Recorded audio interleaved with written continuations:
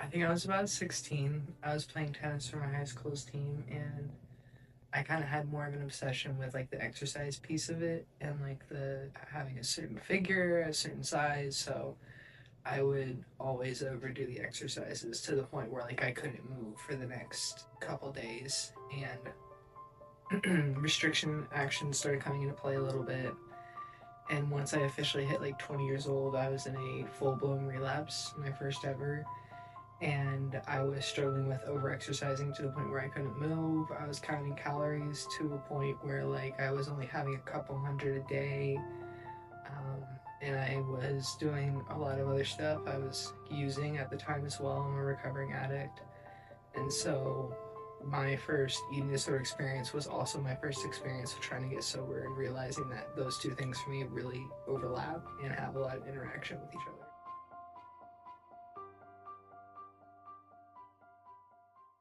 I heard about EDS from online actually. I had gone to ERC Plano Legacy a couple times and had never really had a successful stay there. So I looked into EDS because it was something my insurance was willing to cover, and I had just stepped out in my own insurance off of my parents.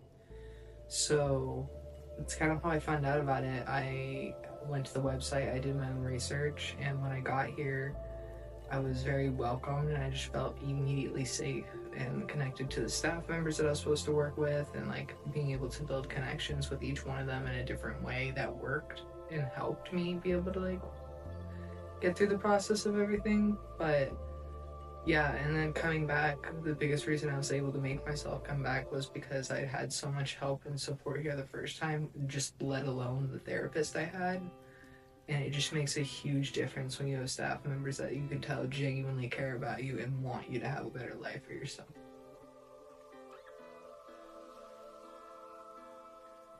I was feeling really alone. I had started noticing some flaws within my family system, some dysfunctions that I never paid attention to because there'd always been so much going on in my mind. And so that was the first time I started doing therapy surrounding like my childhood, how I grew up and stuff like that.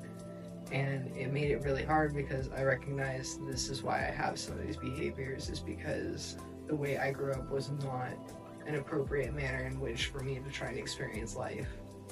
And so I basically like developed these disorders to try and cope with things that I can't really understand and I can't get an explanation from them for.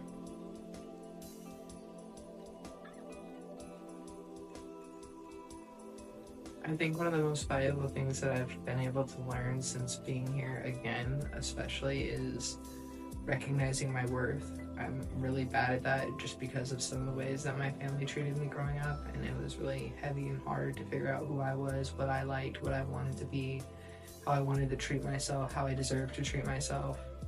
And that's been like my biggest mission since coming back, is just trying to create a small pocket of self-love so that I can try and live my life away from my disorder, from my urges, from like all these different things that are in my life trying to get me to act on them that are not helpful and have been maladaptive for a really long time.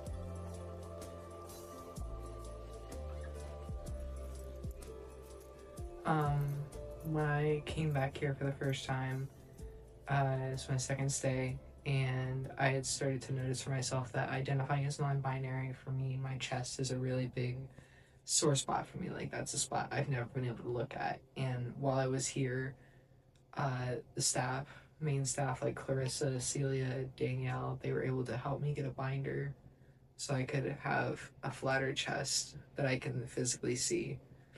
And that was a huge breakthrough moment for me because I've never had anyone care enough to offer help with that. My own parents were like, no, like we can't do that. And then to have like two therapists who have only known me like previous before this, maybe 4 months, now 6 months, they did that for me. I mean, they've accommodated in so many ways. Like our executive director built a basketball hoop in the garage, so we'll go play with him. We'll play catch with the football. He got a small penny board that he thought would be cool for me to ride around during sessions. And it's just like there's a lot of really good experiences I've had here where I felt like they really want to help me out. And in most treatment centers, it's kind of like they really want to help themselves out more than they really want to help you. But EDS, it doesn't really feel like that.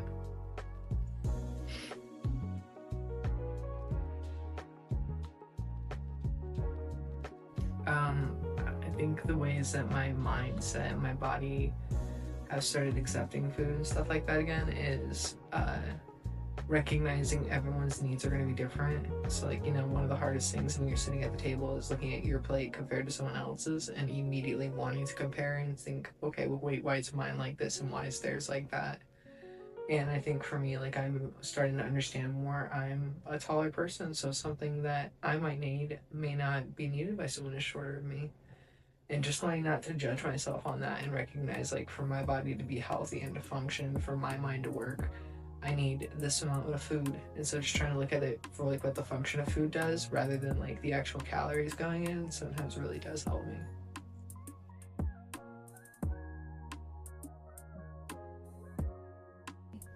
It's really helped a lot. I've made a lot of really good friends here, people who I feel like I'm going to be in connection with for a while. The funny thing is when I came back the second time, a lot of the people who were here the first time, they were residential, I was PHP. They welcomed me back with like wide open arms and they were so kind and so sweet because I'd only been out for about 30 days before I started relapsing again. It was just a bad idea for me to go home at the time, I think.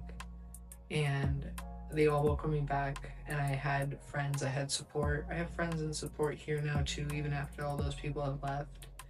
And it just feels like a big family. Like, it's funny how sometimes the dynamics are like a family. Like, you'll be like a sibling with one person and then another client is like your mom, or they're like that cool aunt that lets you do whatever you want to do and supports you being a total dork. But like, it's cool to see the different dynamics of how people interact here, because it's not just like, oh, we're in treatment together and we're not really wanting to be here. It's more like, I'm here for you because I know you're here for me.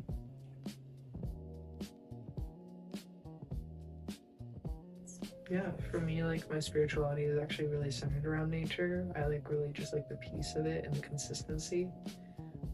So like when I'm outside, I feel at peace, and it's nice because most treatment centers are like out in the city, or like if you do go outside, it's like a small place in a parking lot. And the cool thing about EDS is it's so like outdoors, all in nature and everything, that you can go out whenever you need to. So like if you gotta go scream and get like some emotions out, you can go do that.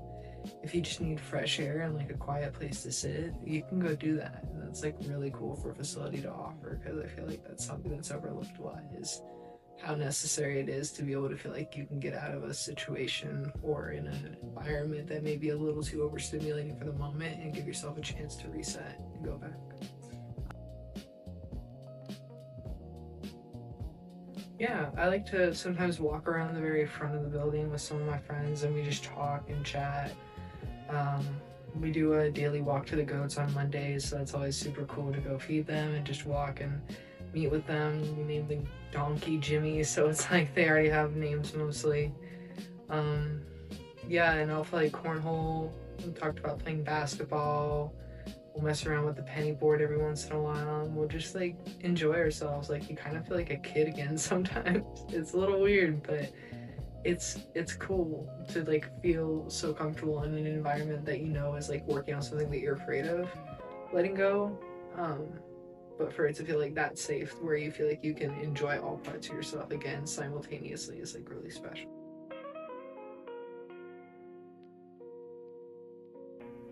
Yeah, it was necessary. I kind of feel like that inner child started shutting down when I was really young still. So I didn't have as many experiences as my friends growing up just because of my mental health overall. But it's nice to reactivate that and be like, oh, I do have that.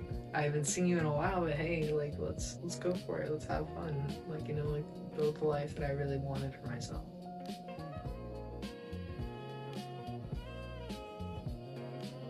I feel pretty good about it. I do still have really, really hard days. I've been on Q15s, you know, I've had a lot of med changes. I've had some physical scares. I've had some mental scares. And it's really hard, but one thing I've noticed is that I'm uncovering bit by bit way more than I did the last time I was here. I feel like me and my therapist work really well together, and like she's mostly in sync with where my head's at, and like we've had time to build a connection that works for both of us, and just like the style of how she helps me is really helpful with me just figuring things out a lot faster than I typically have in the past.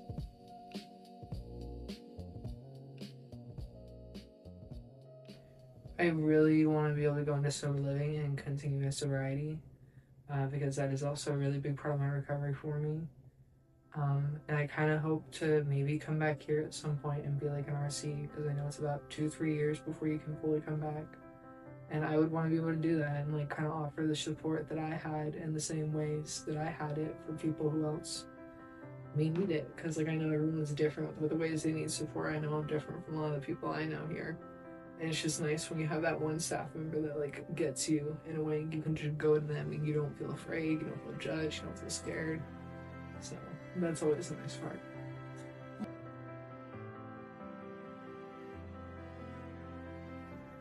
Don't be afraid to talk about it, because that's the one thing I wish I had not been afraid of, because I let it get worse and worse to the point of being on a feeding tube at one point, from points of being on meal plans and snack varieties that just would make a lot of people freak out. And it's like, get the help that you need for you. It's not selfish, it's not wrong. People are going to say that, but it's not true. Because at the end of the day, if you're not doing well, then you're not doing well. It doesn't matter what other people are thinking. You're not doing well. And you deserve to do as well as the person next to you, because that's usually how most people think.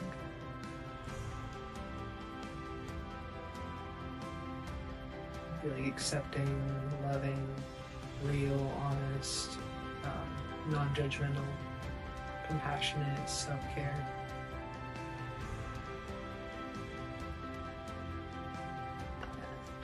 Exceptionally proud of. The first song I ever posted on my current list of songs is called Leave It Up to Me, and I kind of made it about the real depth of what I was dealing with SI, connected to my ED and connecting to like what I was thinking about my life at the time.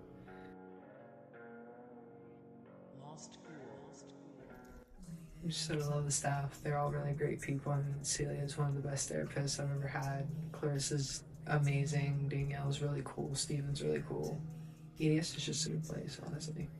I feel like a lot of confidence has come out of being here the second time around. Like, I'm noticing more about myself, and I've had a lot of people really help put me up, especially staff with my music and stuff, so that's always really fun. I definitely feel like I'm getting more connected to things I love again.